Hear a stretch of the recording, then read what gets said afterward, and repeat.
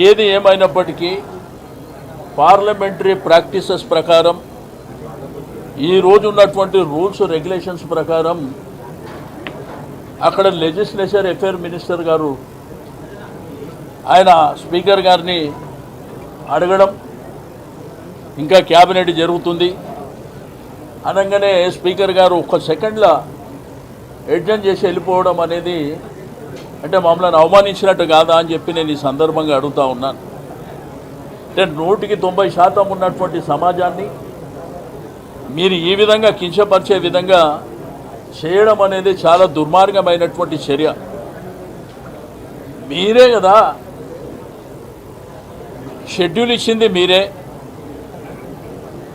ఈరోజు క్యాబినెట్ అని నిన్న చేసుకునేది ఉండే, క్యాబినెట్ ఉదయం చేసుకునేది ఉండే.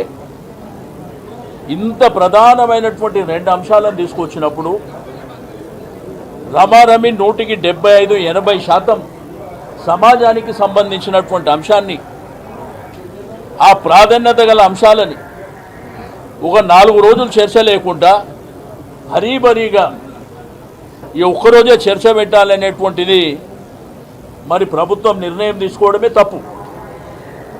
తీసుకున్న నిర్ణయాన్ని కూడా ఈరోజు దానికి కట్టుబడైనా చర్చ జరగాలి. అది లేకుండా వారు వెంటనే అడగడం ఒక సెకండ్లోనే. స్పీకర్ గారు కూడా ఇక్కడ ప్రధాన ప్రతిపక్ష పార్టీ కానివ్వండి,